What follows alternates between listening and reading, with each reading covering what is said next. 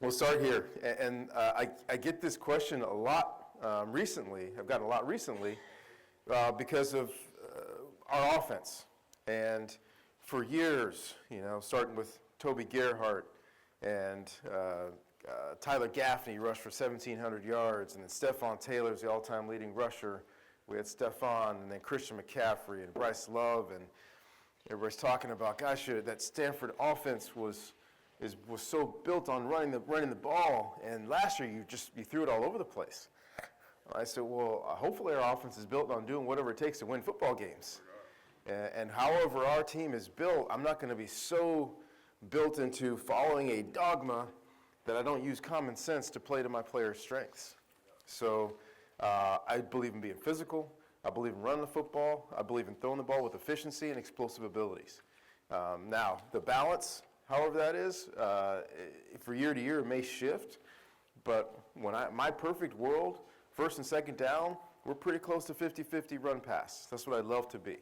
Now, year to year, based on how well we're built, we'll switch that. So this past year, Bryce Love coming off one of the best years in the history of college football, guy who's 195 pounds, leading the nation in runs after contact, broke tackles, was phenomenal, 7-8 yards a carry, outstanding, was banged up all year. And our quarterback, who was young last year, wasn't really young this year. We had two good tight ends, two good receivers, two veteran tight ends, two veteran receivers, and a veteran quarterback, and a good pass blocking offensive line. So for me, to sit there and say, well, we're just going to run the football because that's just what we do, it was about midway through the second quarter of our first game of the year. We're basically, just gauging the room here, I don't see any young people. Basically, San Diego State, I have a lot of respect for. Both my brother and my dad went to San Diego State. My dad was college teammates with Rocky Long, the head coach of San Diego State, so we've been just with that family and associated with that family for longer than I've been alive. But finally realized midway through the second quarter, they were standing over there going like this, saying, we're not going to let you run the ball. We're just not going to do it. We had 9 guys in the box. So they said, okay, you know what, let's just be smart and let's throw the ball outside. Let's do what it takes to win the football game. Let's do it in a smart way. Let's do it in a sound way. Let's do it in a way that makes sense and do things that our guys know. Let's not come up with all kinds of things, but let's just take advantage of what the defense is doing. So it's part of what I'll talk about here. So a couple things. I always start with this slide. I've started with this slide for a long time. Is the 4 questions. The 4 questions. What are our base concepts? What do we believe in? You have to start there. Just what is our philosophy? What do we believe in? Are running the ball? Are we a gap scheme? Are we an inside zone? Are we an outside zone? Are we some combination? My charge to you is always make sure that it is somewhat finite. It doesn't have to be small, but it can't be ever changing.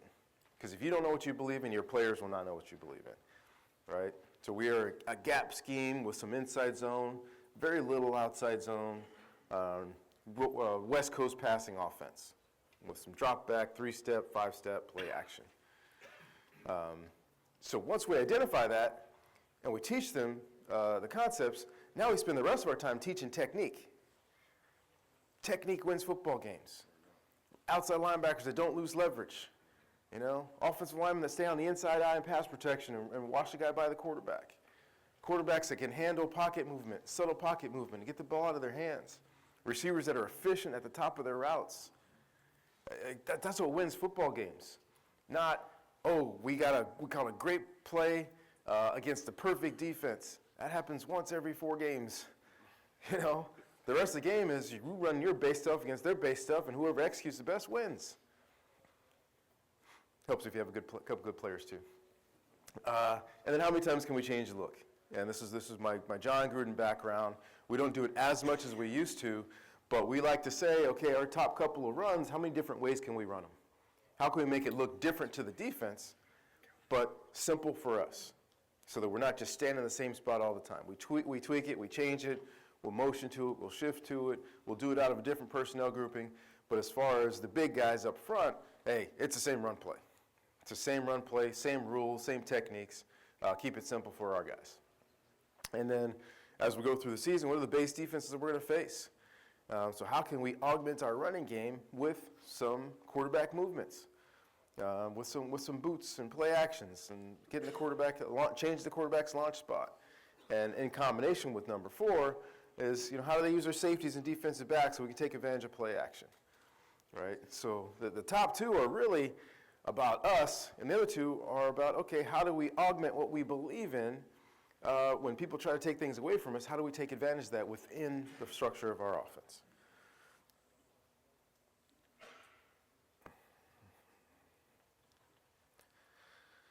So, I'd love to start here, unbalanced. So, we've got a nice reputation, and I give a lot of credit to Coach Harbaugh. I give a lot of credit to Greg Roman, who's the run game coordinator. Our 3rd and 4th years with Coach Harbaugh, we really kind of opened the box a little bit to say, we know what we are, now let's make it really hard for the defenses. So we started doing a bunch of unbalanced in a bunch of different ways.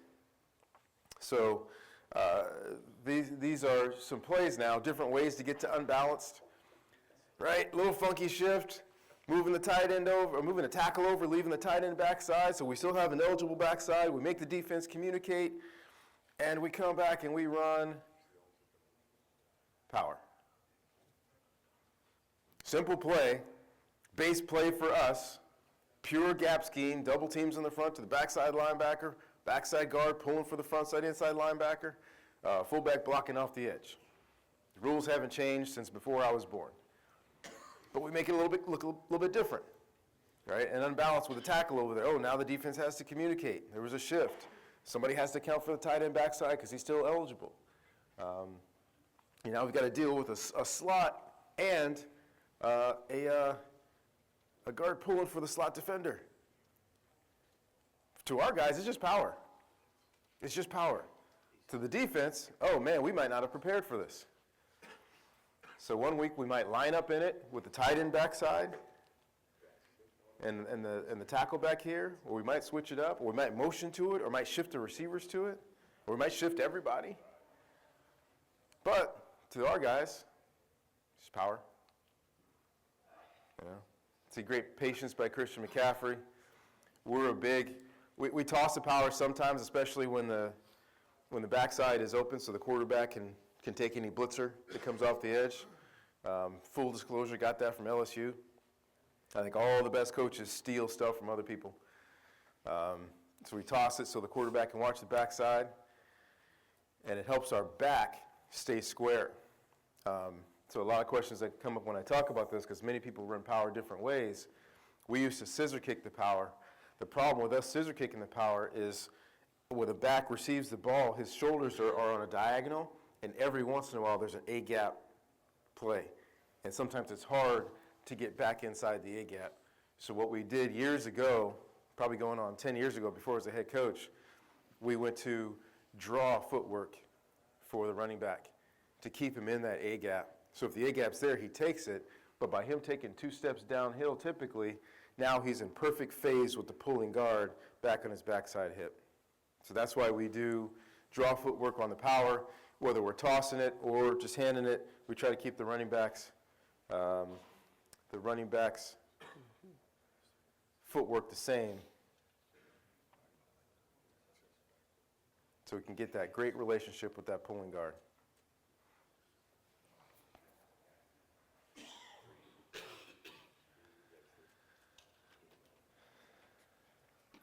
Now, a little funky. Hey, wait, what the hell's going on? Right? We have one receiver, he's on line of scrimmage with the tight end, and now there's a guard on the wing. Defensively, okay, we might not have practiced against this. Who's got what? Who's got what gap? How are we going to line up to this? For our guys, we're running power. We add a code word. We add a code words because we're changing it now. So now this guard that's playing wing, he now takes the fullback's job. He's going to block the first man outside. Backside guard still pulling for the front side linebacker. We add a term to tell this guy that somebody else is blocking my responsibility. So now I have extra. So I'm going to filter through and find the next guy I can find. As we block here, we block down, we're double teaming back here, we're blocking back, we're pulling around for this guy, and now the fullback's just searching through for the first guy he can find. So for our guys now, it's still power with 2 subtle adjustments. Fullback knows now I just got to have a little patience. I'm going to take the extra guy, and we hand the ball to a fast guy, which always helps. Always helps. So once again, keeping it simple for the big guys up front. We are on tracks. We are double teaming to the backside linebacker. Fullback usually has first man off the edge. Oh, somebody has my job. Okay, now I'm going to filter through and take the extra guy. And now I got 54 who's taking the first guy off the line of scrimmage. And we're off to the races. Coach, yes? Is this a personnel group? Do you have another offensive lineman in there? Or are you always playing with a 6th lineman and it's usually tight end or not? Yeah, we use, it might change week to week, but one of the things that we started doing a long time ago that I truly believe in, I love playing more than 5 offensive linemen. I really do. It serves multiple purposes. One is when you play the same 5 guys all the time, what happens to all their backups is they end up kind of not completely being invested, and they're kind of waiting their turn as opposed to getting ready to play, which they're supposed to get ready to play anyway. All backups should. But now when we develop roles for at least 2 of them, one guy learns how to play tight end and we'll give him some opportunities to get out there. Another guy will learn how to play the wing. So now he gets a chance to get out there. Sure, our goal line, we might take another guy, so we might be getting 3 backups ready to play. What happens is during the course of the week, they're into practice because they know they have a role. They know I have something. They know I might get 2 plays or 5 plays. I might get 1 play, but I got to be ready for when my play is called. Now they're more invested than they were before. And as I like to say, the more guys that get dirty on game day, the better for us. Right? The more guys, they feel like they're invested. They feel like they get a chance to sweat and get dirty and hit somebody and be a part of it. And it's been one of the healthiest things in our offensive line room that they know, hey, if I practice well, because we also put it on competition, like you got to earn the job. But the job's there to be earned. I earned my way to get on the field. Now I'm a bigger part of what we're doing, and especially when we make big plays. And a guy might have 3 plays in the game. He's like, don't forget, Coach, last time I played, there was an explosive play. Just reminding you, helps bring the running back for a big touchdown. But yeah, the more guys that play, even if their role is small, the more investment they have. Like this one. So now here we are. We just line up with the tight end on the unbalanced side over here. But now we have another call. So now we're going to run a counter play. But now with our counter play, what we did with our fullback before, where he was the extra guy, now our tight end's going to be the extra guy. So instead of blocking down, he's now going to arc release and block the first thing that he sees. And now we're just running running counter. Backside guard pulls the kick out. Double team front side to the backside linebacker. Fullback now starts to the weak side, comes back. He's the second puller that pulls for the front side linebacker. So once again, a counter play that was developed before I was born, just looks a little bit different,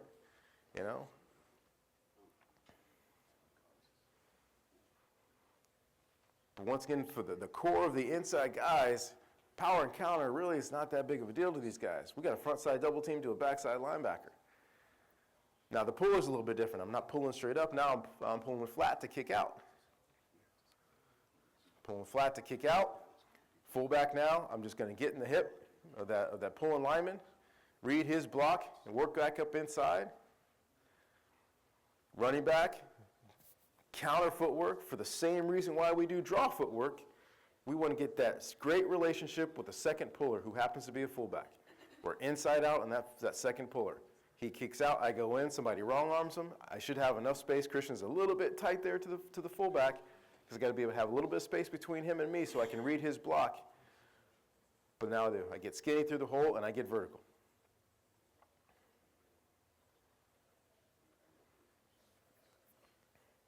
I think it's maybe the last one here. Oh no, I got 2 more.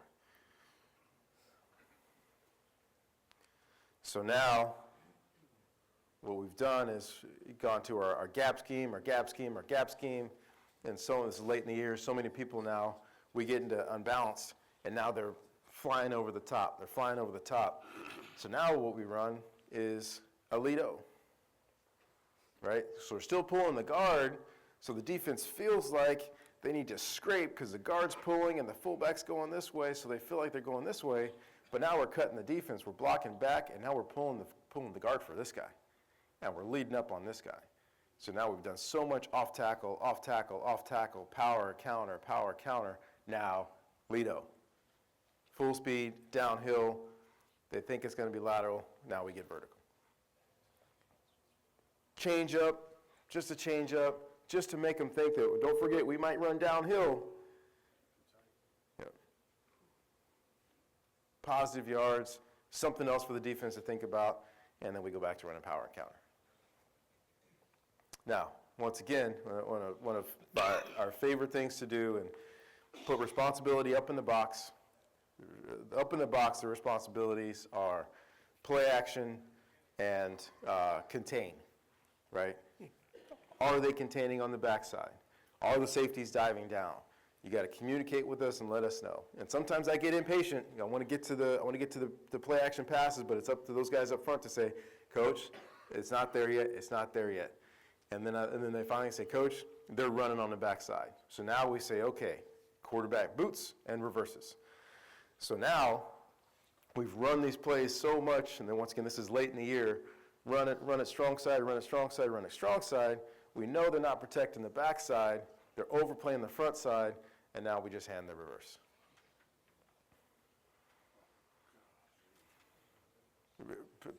Pretty simple. The front side is blocked the exact same way as power. The only guy that's different is the center who blocks back. He now leaks out as the lead blocker. Now we bought an extra blocker with the tackle, which we don't really count on, because he should be coming inside and blocking the first backer inside. But the first backer inside blitzes. He's got nobody to block, so he tries to help out also. And then once again, we hand the ball to a fast guy.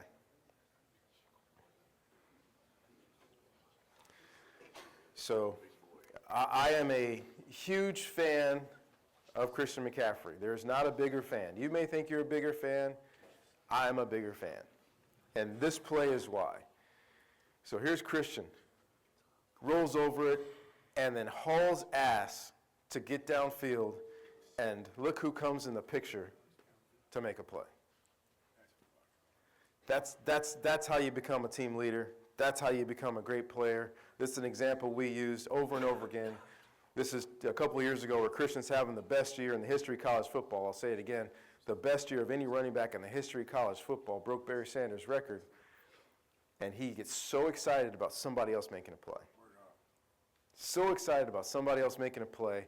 He's the faking back. He could have easily kind of just mailed it in. He ran full speed to come down here, and first of all, to try to get a block, and second of all, to celebrate with somebody else who makes a play. That's just awesome. That's awesome. Okay, so this slide. I mentioned this before, and going from last year to this year, just looking at what we had, it was just a phenomenal group of tight ends. Kobe Fleener just retired. The rest of these guys are playing extremely well in the NFL. The next year after those guys left, our leading tight end had 5 catches for 45 yards. And it was tough for us, but we had to adjust. We had to become a different team. So like I mentioned before, with this year, realizing that we weren't going to be able to run the ball the same way we did before, but what are our strengths? So we went to our strengths. So part of what we had to develop was another system that wasn't just a 2-back system, or a 3 tight end system, or a 4 tight end system. We said, okay, we got to be a better 1-back run team with very similar principles. We need to have play actions and quarterback movements and our screens, all kind of going off the running game. Next slide here. So this is from this year. So one of the things that we started to do, which is one of the big NFL plays, which is a lot of people call it a bunch of different things. Half the teams call it duo or something else. It's just a front side gap run without a puller. It's a gap run without a puller. So it's still double teams, but more vertical double teams. Quarterback still reversing. Running back has a still same footwork. Slide, drop, downhill. Trying to stay vertical. Once again, hand the ball to a fast guy. It's a shame he wasn't able to run in the combine this year, because I think it would have been a low 4.3. Not overly complicated. Once again, everybody in the NFL is running this play. We got 3 for 3 on the backside. Once again, no pullers. So we're blocking here, we're blocking there. We got a front side double team there, a vertical double team here, where this guy's blocking this guy. We can bring the Z down to block this guy if we can. Everybody staying square, trying to give the running back a lane. Patience, slide, drop, find a crease, get vertical. Break 2 tackles and run away from everybody.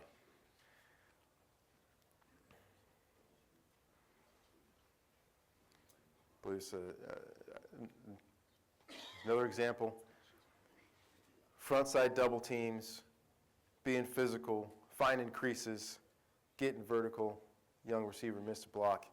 I'm a big fan of receivers, and I've had a lot of arguments / discussions with a lot of people. I just believe when receivers block safeties, they should block the near shoulder. A lot of people teach coming and get in front of that safety, which I understand to a certain degree, but I was that guy for a long time, and sometimes you get in front of that safety and you have no idea where that ball's going, and you try to get that block and that guy's got a two-way go on you, and you end up missing. And I just assume come in, get on the outside shoulder, stay on that outside shoulder, and hopefully give the running back an opportunity to cut behind me for a big play, or if he stays that way, at least the guy that I'm blocking has to make a one-arm tackle. Because I'm engaging with that shoulder, trying not to hold him because I'm shoving him, I'm pushing him. And if the ball goes that way, okay, if he makes a one-arm tackle, good for him. But if he can't, if my guy can break it, then it's got a chance to be another big play. Once again, 3 for 3 on the backside, vertical double team, edges are contained, getting vertical. Good attitude run, good physical run. Kind of do it over and over and over again. Once again, from open the box. Hey, coach, they're dropping the safety down front side. Our receiver singled up backside. Backside linebacker, what's he doing? Coach, he's running. Beautiful. Now we come back, same look to a play action pass. Really simple. Everybody should look exactly the same, and we just run a 5-step slant on the backside.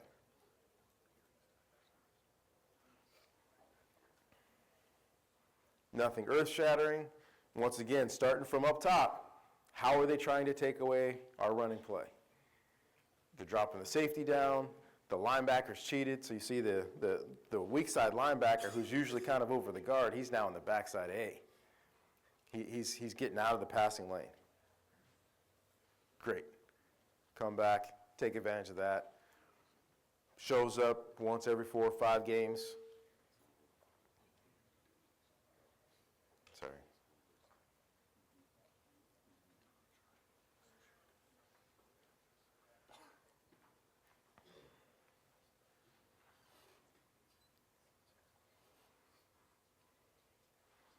Still physical up front. Shouldn't be a lot of shoulders raised. I say once every couple games. I think we did it twice against UCLA. But came back to it much later during the course of the game. Safeties are down. Everybody's tight. They're trying to stop the run. We come back.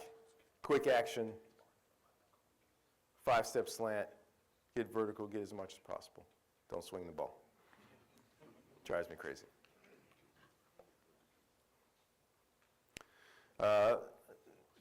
Another really good concept for us, changing formations, etc. Single back power, right? We're a gap team.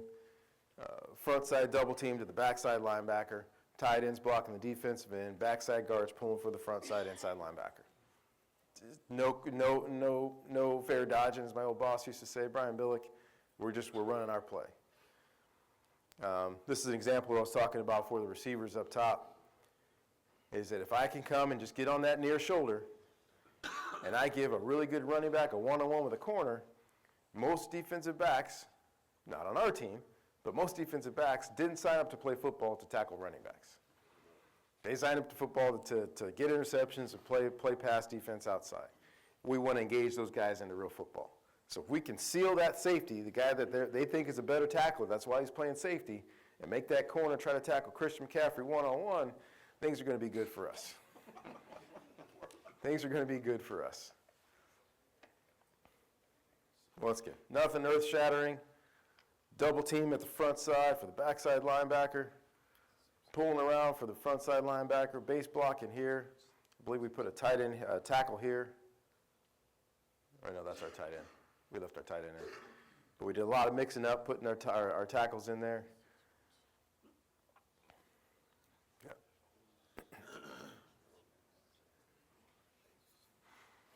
Come back in 3-by-1. 3-by-1, run the same play. Just run a power play. The Oregon this year played with this past year, a few years ago, played with a 9 technique. And we make a decision week after week, kind of based on matchup, based on what we want to do. Do we let our tight end base block that 9, or do we track back with him and now pull for him, and then now track for the front side inside linebacker? So this game we decided to track with the tight end, kick out with the guard, find a crease, and once again hand the ball to a fast guy. Didn't think where I was when I put this film together.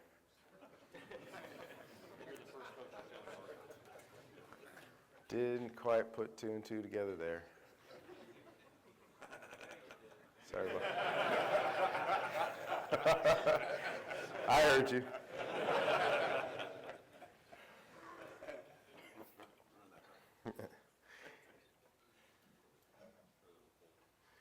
So now, I heard that too. So now, based on one of our, it's once again, base game plan for us, up in the box, we're looking at safeties, we're looking at backside, what are they doing to stop us? So up in the box, our guys are looking for very specific things. Okay, coach, they're playing a lot too high, and that slot defender is really, really nosy on our power play.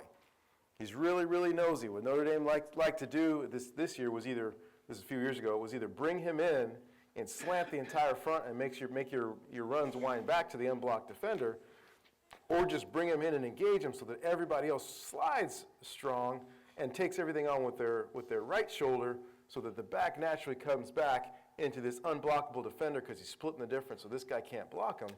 So now we said, okay, great. We get to our quick play action pass that looks like the exact same run. We're going to pull the guard.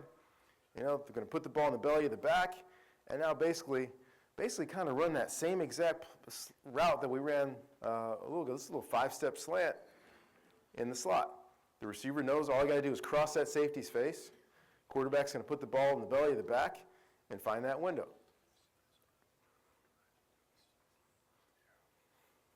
So kind of just a 5-step slant inside and a 16-yard curl outside.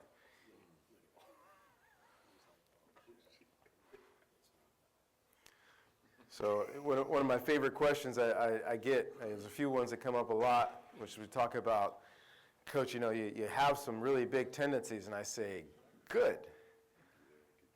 Good, you should have tendencies. Don't try to be that coach that tries to avoid all tendencies.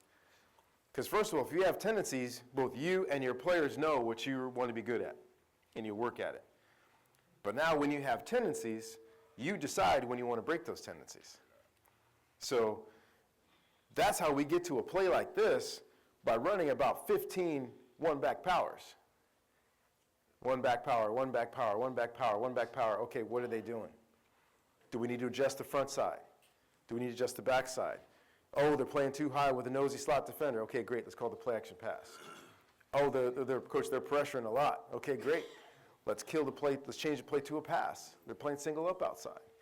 What are we going to do to counteract them trying to stop something that we've built a tendency on?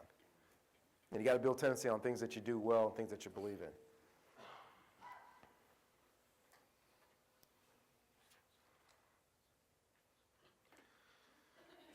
Same thought, same concept. Apologize to the Oregon State fans in the crowd.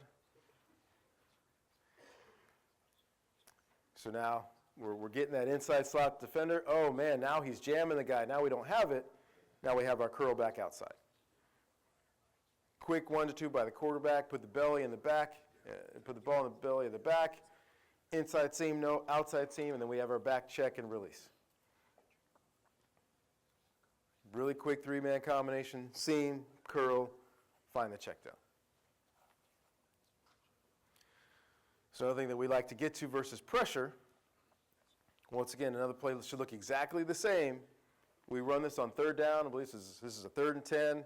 This is sometimes a play that we'll say, hey, we're going to run this play just to get 5 more yards to the punt or to get 5 more yards closer to the field goal. We're not going to hold the ball on 3rd and 10 trying to score a touchdown when we don't have to because we know this is a big pressure team. Or we'll say, you know what, hey, let's run the receiver screen that looks exactly like the single back power. So everything looks exactly the same until we pull it, and I'll get it balled outside to our guy. Which once again starts with having something that you believe in, working in play action, working in quarterback movements, working in receiver screens. Should look exactly the same. Now our center blocking back and our right tackle coming down, and now both those two guys come back out and try to find a way to get vertical on people to create a seam to run the ball.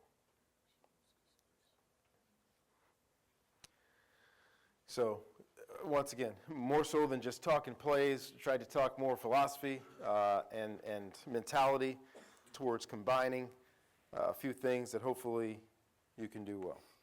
Now, love to open it up for any questions. Questions, comments, concerns.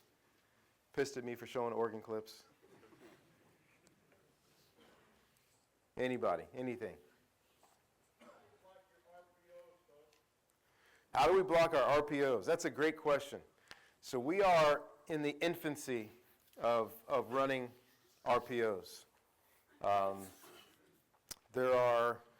We've talked to a bunch of different people, and I like the way the Philadelphia Eagles do it. I've looked at a lot of different colleges and the way that they do it. So philosophically, the side of the run is blocked like the run. The backside is blocked like a scat protection. We call scat, which means no back help. So the two linemen backside, they're typically blocking like it's 3-step empty protection. So they're blocking the two most dangerous, and the quarterback is reading a backside defender, whoever you designate as that backside guy they're reading, and that's how we work it. If it's wide open, we'll pull it and throw it. If it's not, we hand it. What a lot of people differ on, which is really interesting to me, is let's say the guard and tackle backside are covered, and there's a linebacker, inside linebacker that you're reading. What a lot of people differ on is when that guy blitzes, what to do. Some people, if that guy blitzes, we say, hey, that means that window is open, pull the ball and throw it. Some people say if that guy blitzes, hey, let's hand it. A lot of quarterbacks I talk to prefer to hand it because that guy's unblocked, right?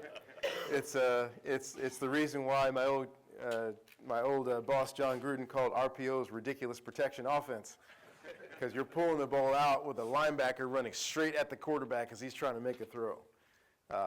So yeah, like I said, we are not experts by any stretch. We ran a handful during the course of the year, not a whole lot. It's never going to be a huge part of what we do, but we do dabble in it.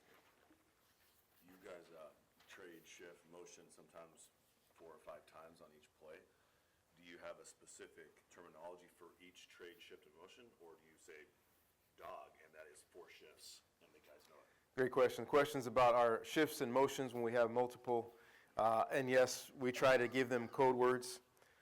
So like the shift that week will just be called Ram, right? Because we saw the Rams do it. So this is Ram shift to whatever the formation is. Or we just say Ram. So we'll say Ram, and then we'll call the play. So the guys know, hey, when the quarterback says move, we're going to start in this formation, go to that formation, to try to keep our verbiage down, because we have a lot of verbiage anyway, so we don't want to add to it.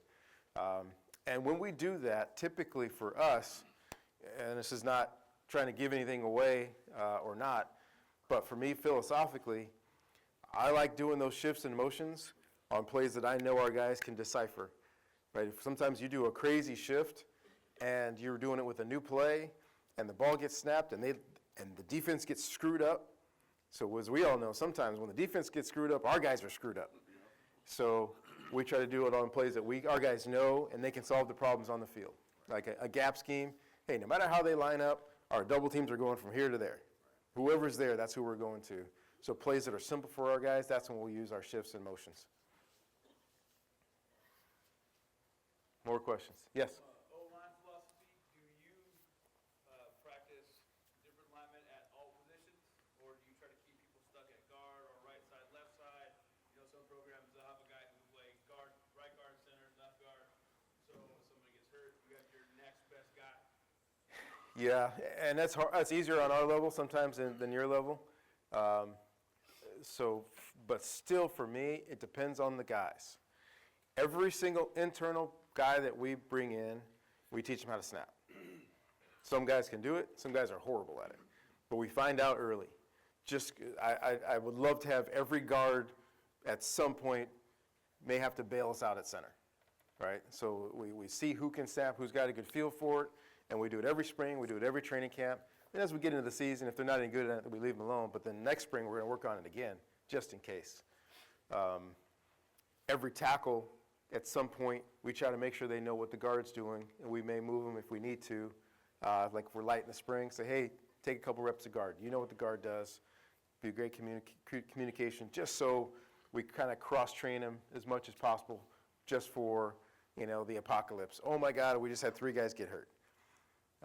And our third-string guard is not as good as our first-string tackle that we're going to move to guard because our second-string tackle is better. So just to protect ourselves from that, because we've been through that a couple times, like right now, we're trying to practice with 4 healthy offensive linemen. So yeah, we do that. But if a guy doesn't show the ability to do it, we don't stay with it. And for some guys, if you give them too much to think about, now at their main position, they don't play as well. So if we can identify that a guy starts to play really, really slow because he's trying to think too much, leave him back his comfortable spot, because it's still about those guys playing at a high level. Coach, how does your weight room philosophy line up with what you want to do on the field? That's a great question. So our weight room philosophy honestly has its background in track.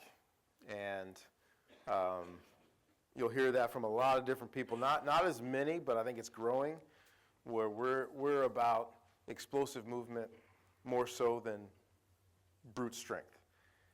We want to be explosive, we want to be flexible, we want to be athletic, and we want to be strong.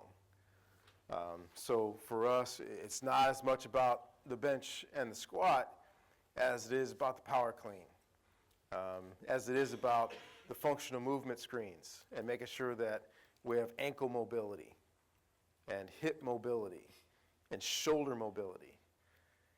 Those are 3 things that, if you could take away anything from here, that you need to be thinking about, because ankle mobility is not just about ankle, it's about protecting your knee, right? The more flexible my ankle is, the less stress I can put on my knee for when I get into one of those tight spots. And if nothing moves, eventually that force is going to come out wherever the weakest point is. So that's what we talk about, functional movement and functional movement and the functional movement screen, FMS, which is really huge. It's a great thing to know and understand. It's like putting a broomstick on a guy's back and having him do a perfect squat. And if his knee goes out, he's susceptible to injury. If his knee goes far in, he's susceptible to injury. And understanding the correctives of that, okay, before we ask you to squat 315 pounds, 225 pounds, 245 pounds, we're going to make sure you can squat a bar and do it perfectly. So everything stays in line so that your power producing angles are proper, so that when you get into a stressful situation, i.e. a football game, your body is in line so that you can explode and come back out of it, as opposed to being susceptible to injury. So for us, it's about the mechanics of the movements. It's about explosion. It's about flexibility. We may not have a whole bunch of guys that bench the whole weight room, but we want them to be functionally strong. Now, on top of that, we do a lot of, and they're no longer funky things, but putting the chains on the bench, not to the point where it's so hard the guys can't do it, but backing off the weight a little bit, but putting the chains on. What the chains do is the more they push, the more chain comes off the floor, so the heavier it gets. So it's nowhere close to their max, but that's kind of what happens when they're blocking somebody, and now this part's easy, and that part's hard. So that's kind of what the chains are supposed to do. So things like that are just built towards football. We do, a lot of some standing things. The standing bench that you could easily do with kind of like an incline. We like doing it standing because our guys are standing. They're getting power from the ground when they're producing force. So as many things that you can see a direct correlation from the weight room to the field, those are things that we really try to do. I saw another hand somewhere. Yes? Coach, how do you maintain simplicity within your offense, but also embrace like the academic learners that you guys have in your program? That is the trick. So I've had about three conversations with my offensive coordinator and 2 conversations with my defensive coordinator in the past month, and that's exactly what we talk about. So really funky stat. I just found this out yesterday. So trying to capsulize this to talk about to our staff, because every year we do the same thing. I'm not accusing you, but it happens to me every single year, and it's like Groundhog's Day. We go through the year, go through the scheme evaluation, and there's like 30 plays that we ran one time. How many practice hours do we put towards running a play that we ran one time all year? And then we're really flipping a coin whether or not it worked or not. It's not that we're great and they're terrible if it did, not like we're terrible and we're great if it flip that. So trying to find a way to, how do we maximize our practice time so that what we're practicing we're actually calling. So the funky thing I found out yesterday, I took out all of the no plays, all of the penalties, all of the kneel downs, all of the spikes, and this past year we ran low in college football nowadays, 858 plays. The year before, let me compare it to the year before. So went to the year before, took out all those other things as well, 858 plays. It's kind of scary. A couple guys on staff wanted to go play the lottery. That's a sign, Coach. That's a sign.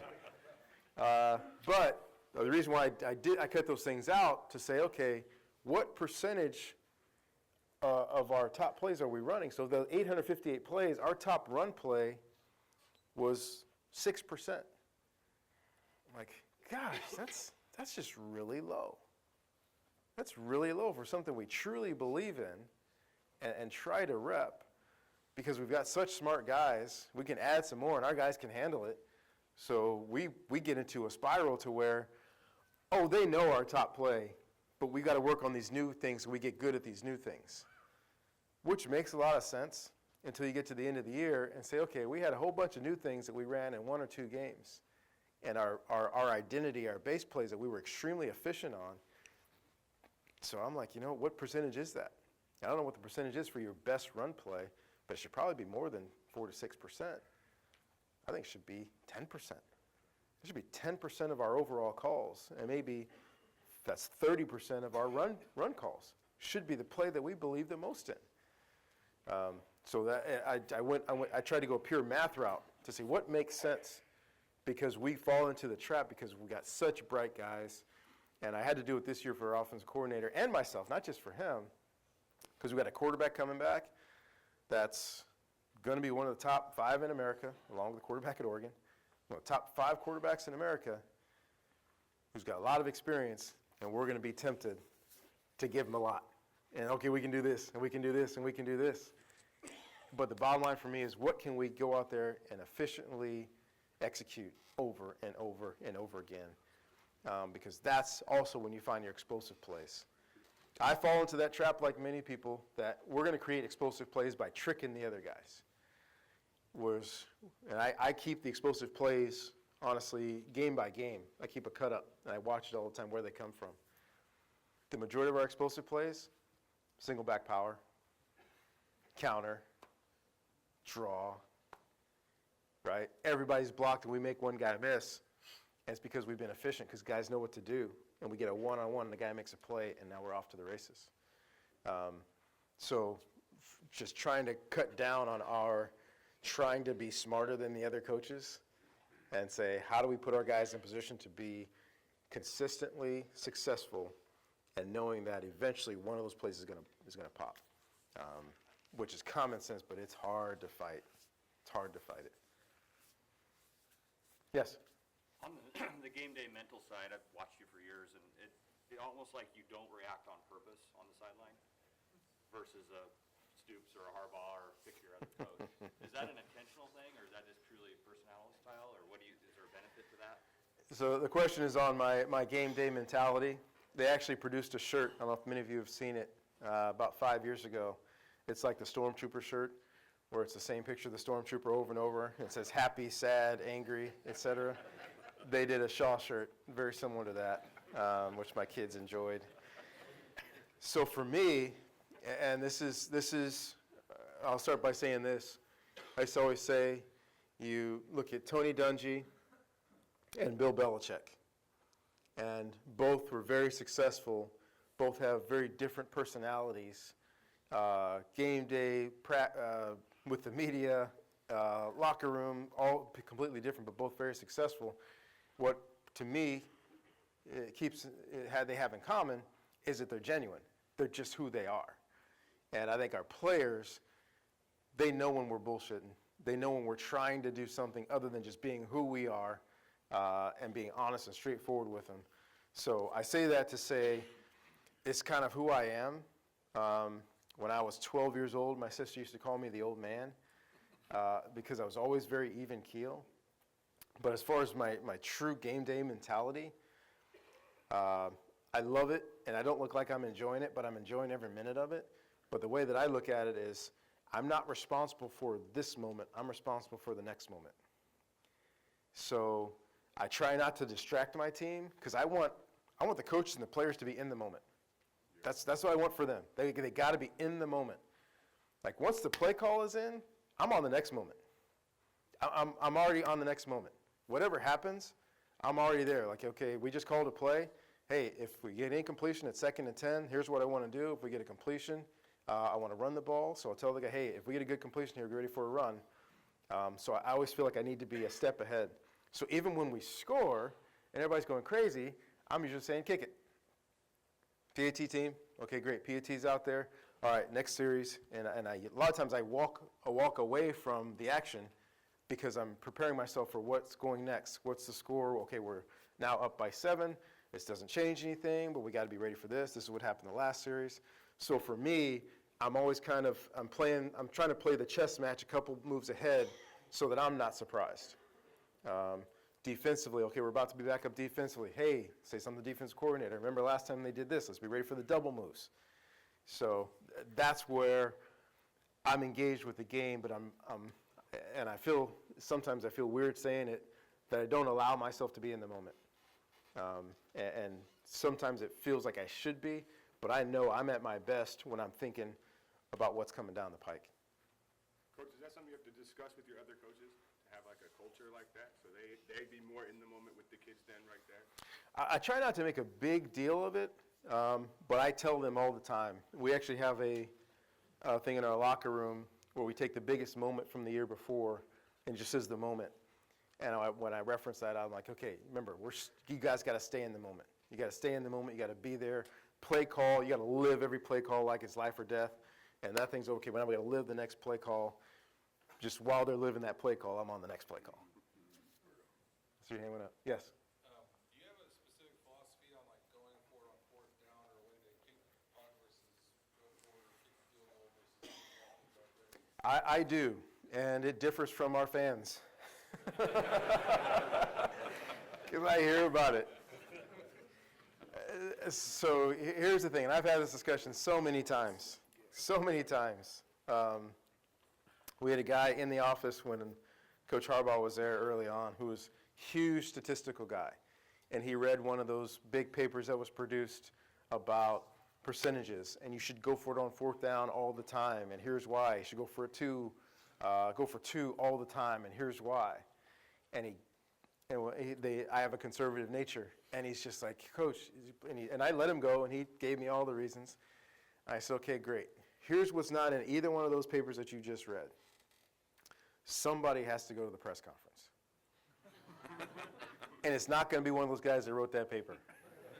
Coach, you went for it on 4th and 4 on your own 35-yard line. You lost the game. Why would you do that? Well, I read this paper. Like some guy in Massachusetts sitting in his underwear, and I thought it was going to work. So mine is based on feel and experience. So I don't have a chart. I have a 2-point chart, but as far as going for it on 4th down, general philosophy for me is usually 4th and 5 or less in positive territory. And then the X factor, what's going on in the game, right? We got a 2-score lead, and we're on the plus 45-yard line, and it's 4th and 3. I'm punting the ball. I'm not giving them a chance to get back in the game. We got a 3-score lead, same situation, and we're playing well. Yeah, we're going for it. Yeah, we're going for it. No hesitation. Let's do it. So for me, it's 4th and 5 or less, and then where are we? Oh, you know what? Doggone it. It's 4th and 5, and we have not played well, and we're down by 7. Yeah, we're going for it. We gotta make something happen to keep momentum on our side so we can end this thing in the end zone and get our guys feeling good about themselves. So that's typically where I am. It's down in distance, the field position. I've gone for it on my own side of the 50 a couple of times, but it's usually either we're up big or we're down. If the score's really close, I'm still a son of a football coach and son of a defensive football coach. We're going to play field position. And I'll never forget, it's one of my favorite moments in a game that we did not win. But the philosophy was right. We're in a tight game, very tight game. We're playing against Utah. It's one of those games where both teams wish they had a bye week the next week because it was physical, it was nasty, it was brutal, and it was a lot of respect from both teams. We had a 4th and 3 with a tie score, with a down by 7 on like the 47-yard line. And they weren't making any plays on offense. We weren't making any plays on offense. And I sent the punt team out there. And you would have thought that I kicked somebody, right? Because the whole crowd's boo. I felt the boos on the back of my neck. And we punted the ball, stopped them, got the ball back 5 yards closer than where we were, and went down and scored. And that's why you play field position. That's why you play field position. Unless you're sure, unless you feel good about it or your team needs it, if we're in a tight game, hey, we're going to play field position, we're going to play defense, we're going to be good on special teams, good enough to pin people back, and then hold them back down there, get the ball back, and now have a chance to score. Yes? You cover your tight end a lot and leave your tackle uncovered. Is there any philosophy behind why you don't lock that up the tight end in an eligible situation? I'm sorry, say it again? So you cover your tight end a lot and leave your tackle uncovered. Is there a reason why you leave your tight end where you don't bring tackle over? So I'll answer you very honestly.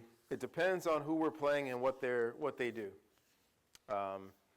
So we may go unbalanced and bring the tight end over because this team has a 50-50 chance of bringing the corner over with them. So now they don't have a defensive back there, and we're going to run a counter back over there. Right? Now, if he stays over there, we'll check and we'll run the ball back front side.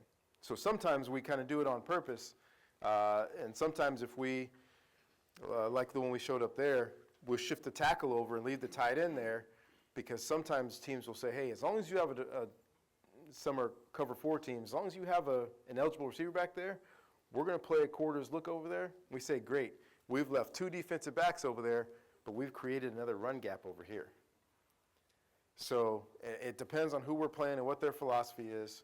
And I don't like making the tight ends ineligible unless we're creating at least something for the quarterback to see, to say, oh, they're naked back over there. We're either going to boot back there or we're going to run the ball back there. Oh, they're protected back over there? Okay, well, now we'll run back to this side. A few more? Yes? So how much do you believe in using your running backs in the pass game? Using our running backs in the passing game. For me, they're two big factors. Number one is the ability of the running back. It's all on the backs. I don't want to make it a big part of what we do if they're not great at it. And then number two, which is kind of adjusted to that, is how good are they in relationship to everybody else, which is always a tough thing. Cam Scarlett, great hands, great catching the ball in the backfield, outstanding. Bryce Love is good, not great, but he's good. So even during the course of the year, we take Bryce off the field to put Cam on there for some of the back option routes. I said, well, why are you taking, Bryce Love off the field? I said, well, because we got somebody that does it a little bit better. And then we didn't do it a lot because we also had other guys that we want to get the ball to. So all those things kind of work together. And I mentioned Christian McCaffrey. I'm very bold in saying it. I love football, and I have a good feel for the history of football. I'm not an expert in history of football. Christian McCaffrey is the best receiving running back to ever play in college football. So he was a priority.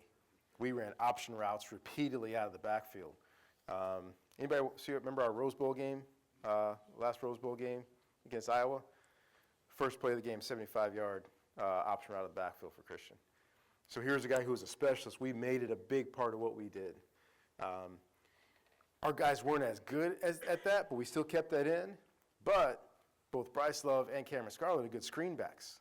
So we're just coming off one of the best screen years we've ever had because we accentuated what our guys did well.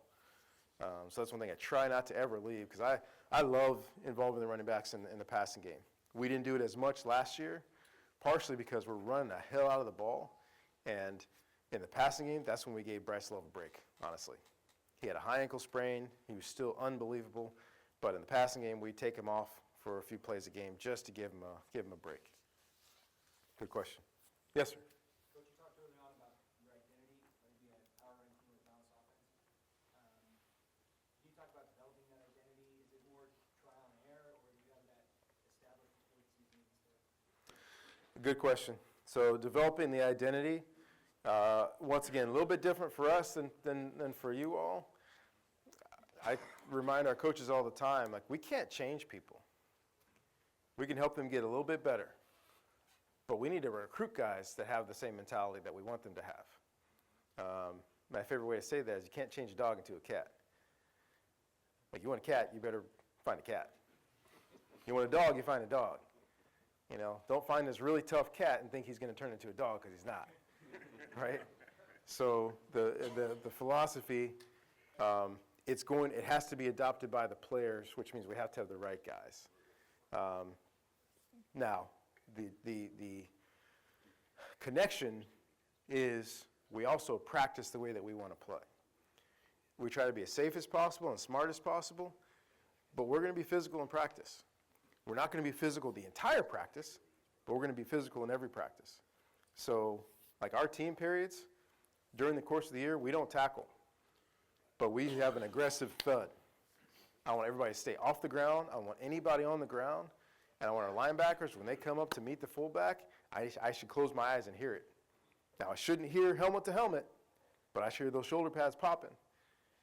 Right? When somebody comes to tag off on the back, we even got to the point of this a little bit. Our guys would come up and kind of do this. I said, I haven't seen any tackles made that way. I want our guys to come up. The first guy, only the first guy to the running back, I want to wrap him up. I want to put his face mask on him, put his pads on him, and then let him go.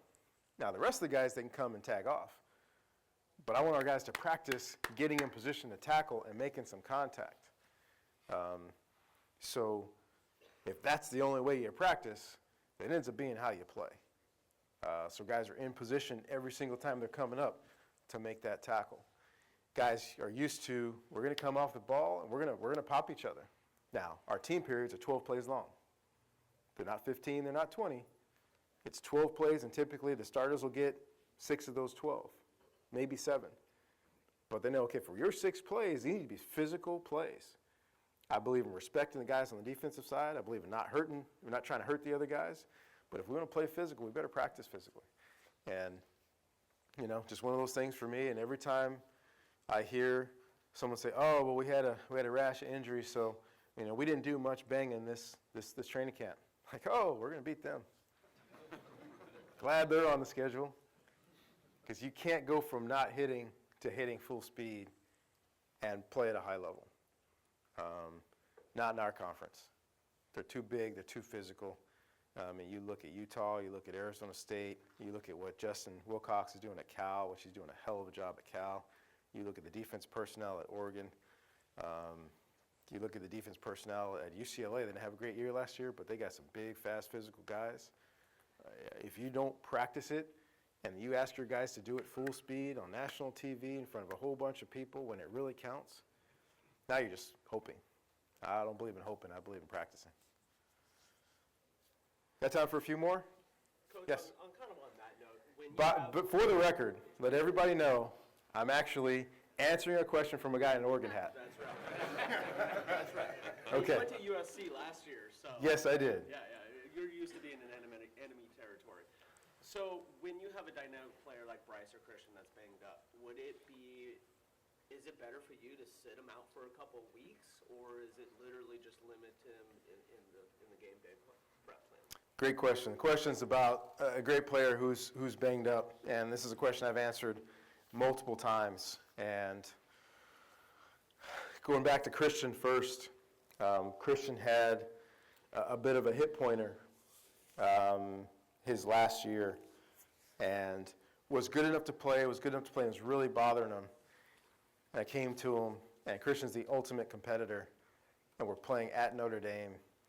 I was like, Christian, we can't play you. And just the look on his face, because he knew it, because he knew he couldn't run full speed, he knew he couldn't cut. He probably could have gone out there and faked it and been about 50% of himself. And those are hard conversations, but sometimes we have to be the adult in the conversation. And if we're going to be honest to what we're doing and why, and I'm in college football to help young people, not just to win football games. So I got to tell him, I said, for your betterment now and beyond, you got to sit this game. And the guys appreciate it, even when they fight you. You say, this is not for me, this is for you. Bryce Love. Bryce is the harder conversation. Bryce has a lot of nicknames at Stanford. One is Superman. Another one is Wolverine. And he has those nicknames because I've never seen anybody do what he did on the high ankle sprain. This guy had 200 yards rushing on a high ankle sprain, multiple times. So for me, when I would see him limp, I'd take him off the field, get him out of here.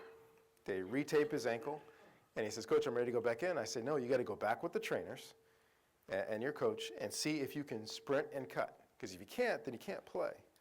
And you come back and they say, Coach, he can cut. I'm like, I just watched him limp off the field. I said, Coach, he can cut. Okay, well, let's put him back out there then. He goes back out there and, So the guy, it's also the guy, not just their pain tolerance, but can they go out there and be effective? Going through the trainers and doctors, is this safe? Is this something that he can do and not make it worse? And still trying to gauge it. And at some point, even more so than the trainers and doctors, I'm going to make the call. I'm going to make the call. Even if they say he's good to go, I'm still going to make the call. And I've pulled more guys out of games than I've put back in when the trainers have left it up to me. Because that's how I get a chance to look that young man in the eye. That's how I get a chance to look his parents in the eye and say, I'm going to take care of you, even if you don't want me to sometimes. But once again, and Bryce, I feel so bad for Bryce. Bryce was dealing with an ankle sprain and played so well on an ankle, and it was taped, and it wasn't getting any worse, and then hurt his knee in the last game. But talked to him the other day, and he said, Coach, I'm ready for week 1. He said, at some point during training camp, I'm going to be ready, and I'm ready for week 1. Beautiful. Where do you think it's going to go? That's a good question. It's a good question with Bryce Love's draft status. I have no idea, because the healthy Bryce Love film says first round. The banged up Bryce Love film says late first round, early second. So now with him being injured, it depends on when he goes and gets checked by the doctors in April, closer to the draft, if he's ahead of schedule like he has been, he could go anywhere from the second round to the fifth round, depending on who wants him and the chance they want to take. But I have a lot of faith in this young man. John Ross is the most explosive player to play in our conference in recent memory. I'd say Bryce is probably the second most explosive. So I'm excited to see him on Sundays. Yes? Coach, you guys are pretty selective when it comes to recruiting. What's your recruiting philosophy? I know you guys don't offer a ton of guys like some of these other schools do. How do you make sure you're bringing in the right guy, the right fit, and how do you go about that? Great question. So I'll give you the short version of our recruiting philosophy, which is, number one, we see the transcripts before we see the film. And I'm tired of getting my heart broken, watching all these great players that can't get into school. So I want to see the transcript first. Then we see the film. And then honestly, then we hopefully have either talked to or will talk to the head coach and make a call to the counselor, because we're going to find out what kind of guy we're talking about. And I think most coaches are very positive about their guys, but we want to ask the questions and try to get to know them a little bit. And a lot of times we want to know, is this guy going to travel? Is he going to leave home? Is he open to being across country? Because we're a national recruiter. So some of the big things we find out. We're going to find out about character.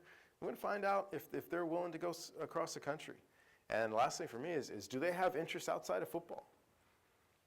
Because a lot of people don't understand is that you can love football and love something else and still be great at football. Some people think you have to throw everything else away if you want to be great at football. No. You have to be balanced in life. And you can give everything to football and still be a good student. You give everything to football and still aspire to be a doctor or an engineer or whatever. So we want to find those well-rounded guys. And for me, that is a small subsect. And I try to train the coaches as they go out.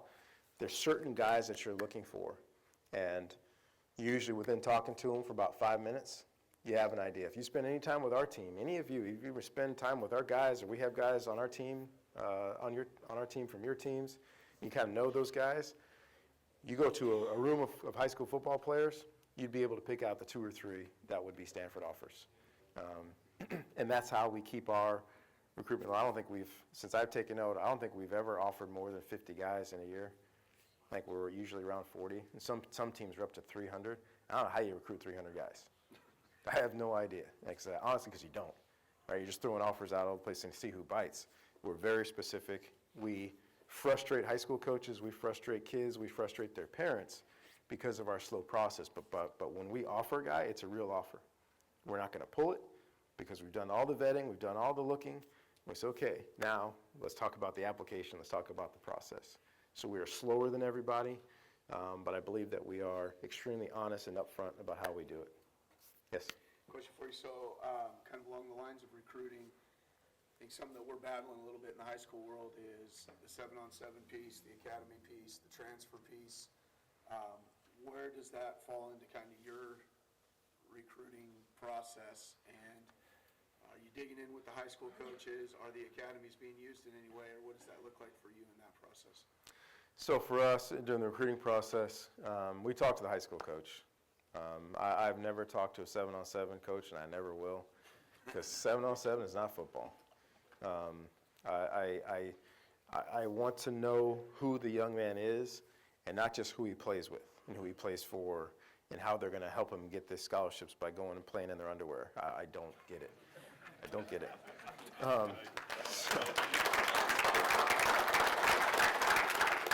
Our process is so different, and not than most, it's different than everybody. And I don't mean disrespect towards anybody else, but Northwestern, Notre Dame, Vanderbilt, Duke, they don't go through what we go through. They don't. There are a lot of guys that go to those schools that they don't have a prayer of coming to Stanford. So with our process being so difficult, a lot of times we need to have the head coach on board. We need to have the counselor on board. We need to have somebody in the home on board, because when everybody else is kissing this kid's backside, we're saying, hey, we like you too, but you better sign up for that AP course. Hey, nice job on the SAT. Yes, you are a qualifier. We need you to take it again. And then just prepare to take it again after that. Because we're asking these guys to do something that nobody else is. We need more. So when everybody else is telling them how great they are, we're telling them what to do to get to Stanford. So we're looking for a very small group of people. And anytime during the process where the kid's like, Coach, I don't want to take another SAT. I'm like, okay, that's great. This just means you're not going to come to Stanford. At least you know now and I know now, so you can find someplace else to go. And I don't have a problem with that. That's great. But the guys that want to come to Stanford, I say, okay, how many times do I have to take it? Let me take it again? I'm going to add another class? Hey, tell me what it takes to get there. Those are the guys that make it to Stanford. Those are the guys that do well at Stanford.